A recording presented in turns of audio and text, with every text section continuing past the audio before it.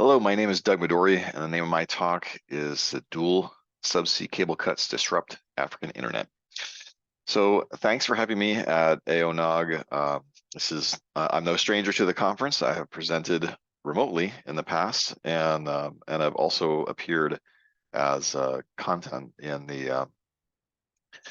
some of Darwin's talks in the past. But yeah, maybe one day, maybe next year, I can make the trip.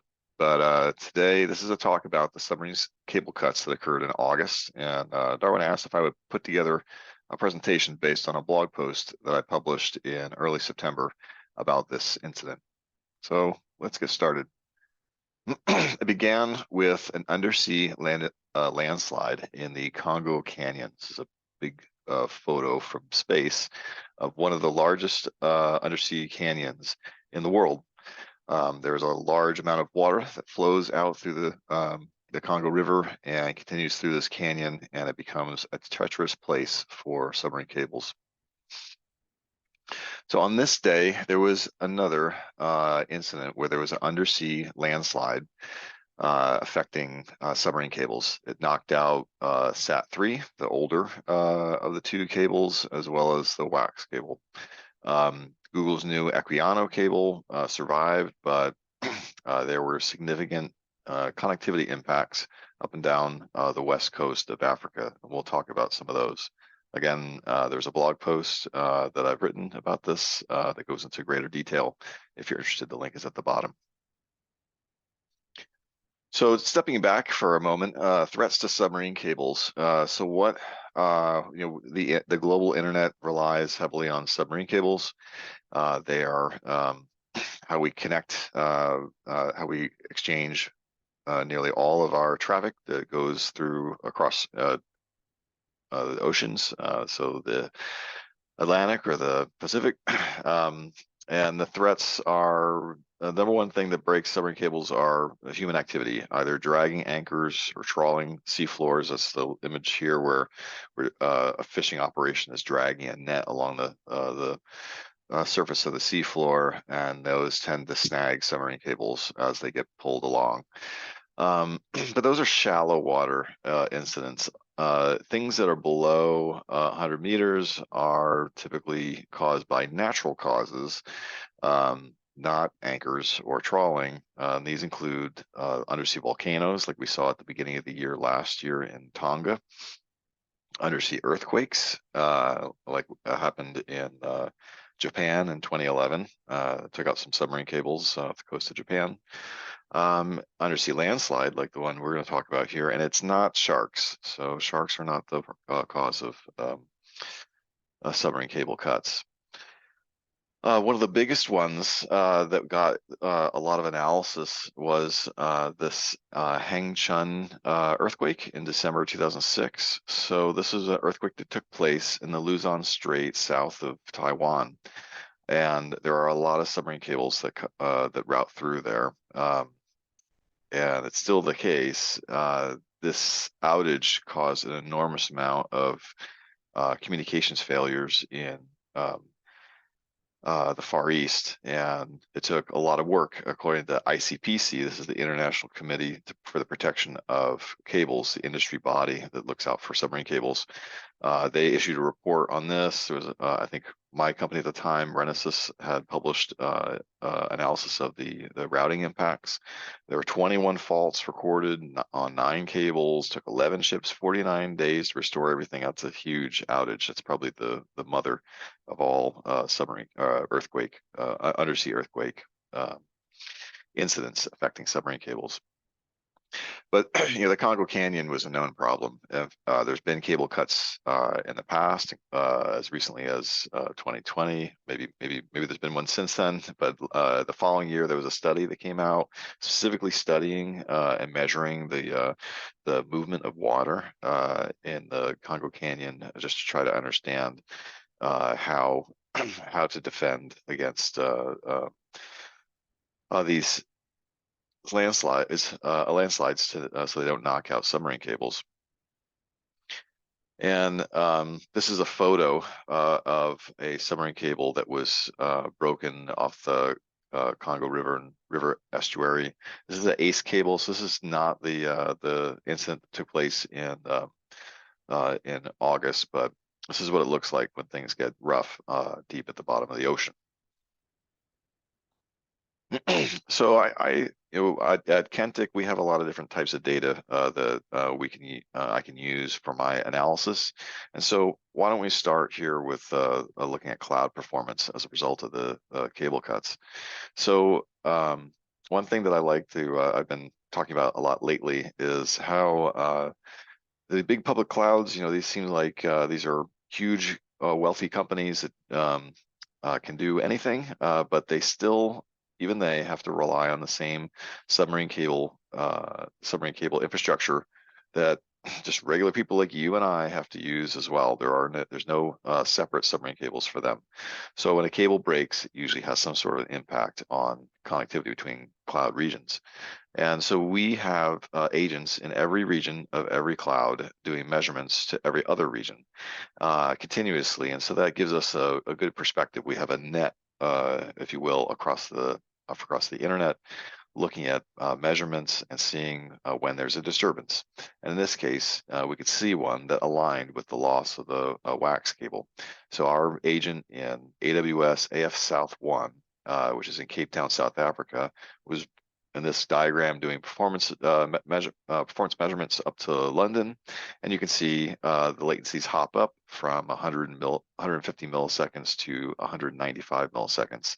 And so on any of these long, higher latency, long distance measurements, the greatest contributor to the latency is the geographic distance that the signal has to travel. And when you jump from 150 to 195, either the forward path or the return path or both have now gotten longer. And it may be the case in this case that traffic now was getting routed up the east coast of Africa on at least one leg of that round trip measurement. Regardless, it was visible and it was an increase. One thing I like to show when I do analysis of submarine cable incidents are cases where there are decreases of latencies, because these are it's kind of interesting that this takes place, especially when I present this at submarine cable conferences, when I show them that a cable cut improved things. So in this case, we're looking at Cape Town, South Africa, the measurements to Seoul, South Korea. In this case, we saw a drop of 80 milliseconds from 386 to 304. And so why would this be? Why do the latencies get better when a cable is taken out of circulation? What ends up happening in these cases, in this one, I have I think I have an educated guess as to what took place, but basically the higher latency route becomes unavailable and traffic is forced to go a more direct path. And so it may seem like, well, why don't you just go the more direct path to begin with? And one thing we can't see in this diagram are the costs. It may be more costly to go that more direct path, and there just simply may not be a business case to do so. Or there just also may not be a lot of demand for the network engineering team to optimize the route between Cape Town and South Korea, so they just haven't bothered to fix it. Regardless, I think the fact that latencies dropped to Asia, I think that supports the theory that traffic was then redirected through the east side of South Africa and up the east coast of Africa to get to Europe. So we are a NetFlow company. Kentic is, or at least known as. We do a lot of other things besides NetFlow, but one thing that we're very good at is NetFlow. And so I looked at the impacts in our aggregate NetFlow. If we pool up all the NetFlow we handle and just look at traffic to an AS in a particular country, we could see impact of loss of traffic as a result of these outages.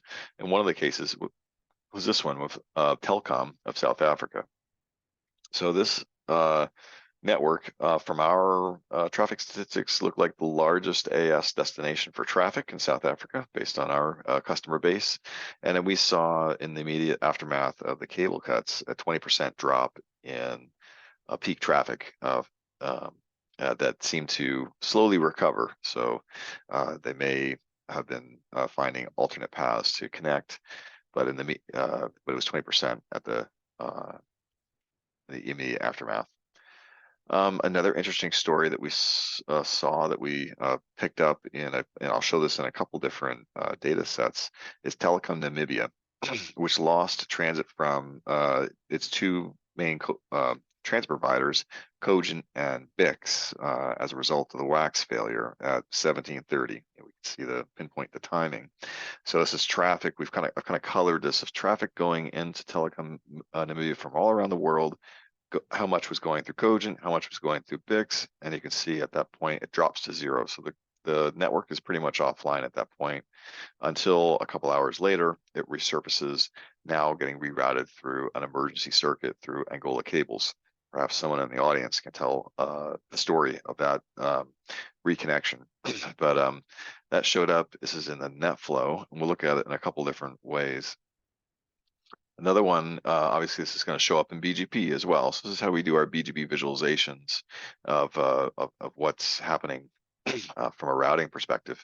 So in this case, essentially the same timeline here, starting on the left. The stack plot along the top is showing how many BGP of our BGP sources would have had a path that went through Cogent or went through Bix to get to Telecom Namibia for this particular /16 route.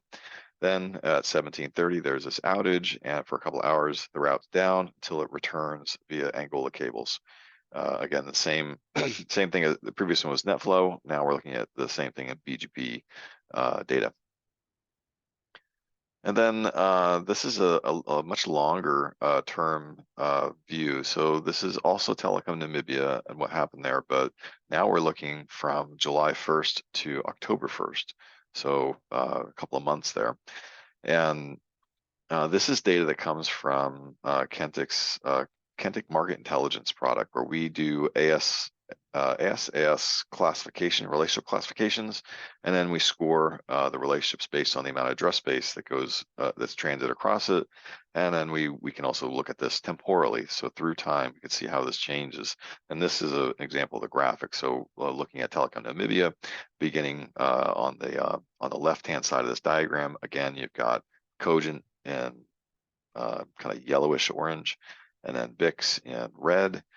They drop out on the 6th of August to be replaced by Angola cables in green, which is then replaced by PCW 3491 in blue on up until September 5th, when the cables get returned and it goes back to the previous state. So that's what's happening in this diagram. For Angola Telecom, we could see that they lost transit from Altus, Portugal due to the cable cuts. They were down to just using Angola cables, and then in yellow in this example, in this diagram, and then they added Internet Technologies Namibia as another transit provider. Eventually, Altus came back by the end of this period of time, they had 3 transit providers. And then MTC also adding Angola. We can see them losing Cogent, and then just sticking with Liquid and WIOC for transit. And yeah. And then Unitel, lost, and then fairly quickly regained Altus Portugal transit before the cables were fixed. So not sure how they were able to reach that. But they were able to. We saw this adjacency come back and the transit get restored for Unitel. Yeah, so one of the complicating factors here, we saw that this was down between August 6th and wasn't restored until after September 5th. So it was a whole month without 2 of the 3 major cables going down the west coast of Africa, or two of them. It was not necessarily 3, but yeah, one of the delays here was that the cable ship, the Leon Thevenin, that needed to do the repairs, was doing work off the coast of Kenya and had to come back to Mombasa, resupply, sail down to Cape Town to get the needed supplies to do the repair, and then head back up to the Congo Canyon to do the repairs. This is a graphic that's put together by a guy on Twitter who Philippe DeVoe. makes these great graphics.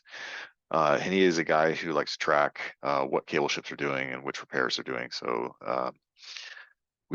I relied on him to track this Leon Thevenin up to the repair area. It arrived on site around August 30th. So it's 24 days after the cables were cut and the landslide. And then by the 5th of September, maybe the 6th, then the cables were then fixed and returned to service, and things were back to normal. So we had a month there without these two cables. So a couple more things to say here. So to make up for the loss of capacity, traffic got shifted to other submarine cables, such as the AONOG cable, which got activated just earlier this year. And like WAX and SAT-3, AONOG runs along the west coast of Africa, but was laid in a manner that could avoid the landslides that come through the Congo Canyon. And since we bring up AONOG, there's one other anecdote I'd like to talk about, and that's a quick detour to the story of St. Helena. So as you may know, St. Helena is a British overseas territory in the middle of the South Atlantic Ocean, with a population of a little more than 5,000 people. And up until just a couple of weeks ago, it was completely reliant on geostationary satellite service. And it took a 12-year lobbying effort to build a branch from a regional submarine cable. And there were a number of fits and starts to get that project off the ground. In 2023, the AONOG cable ended up being the one to build a spur to the island. And then on August 1st, I'm happy to report I was the first to publish evidence that traffic was getting passed over the cable, and we could see some of the impact. And I wrote up a blog post about that, link at the bottom if you're interested. I also go through the whole story of the lobbying effort to get this cable put together. It was an epic effort. So we can see this activation in a couple different ways here. Both are showing essentially the same thing on similar timelines. And on the left, we're looking at it from a performance standpoint of what is the latencies that we observe from, again, a cloud agent in London, AWS London, to a responding host in St. Helena on SURE South Atlantic's network. At the beginning, it's going, we're measuring about 657 milliseconds, so you can't get better than about 480 milliseconds round trip for a geostationary satellite, and that's just by virtue of the speed of light and how far away the satellites are into outer space. And then we can see that when the shift takes place, and now we're just sticking to the surface, and now we're going over the submarine cable, down the AONOG cable, and out the spur to St. Helena. That latency from London drops to 131 milliseconds. A pretty big difference. We can see the same, basically the same timeline here on the right, and this is our visualization that we use to look at changes in BGP. So I'm looking at this as 1/24, originated by SURE South Atlantic, AS 2108441.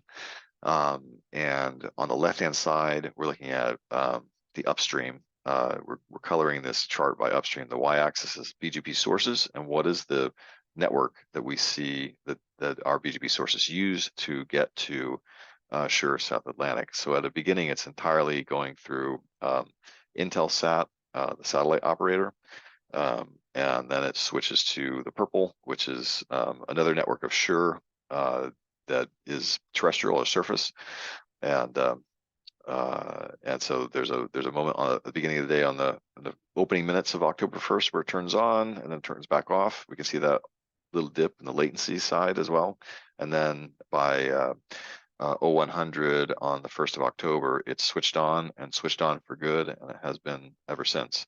And what these graphs don't capture is traffic volume and capacity, because that's the other thing. The satellite, geostationary satellite, has high latency, has a high cost, and it has low capacity. And the submarine cable now is giving them what would seem to them near infinite capacity. It's a new day for internet service in St. Helena. So that's my little quick detour. But I hope you found this interesting. And again, there's a longer write-up, and I'm happy to, if you want to reach out to me. I love talking about this stuff, and I'm happy to answer any of your questions at your convenience. Thank you.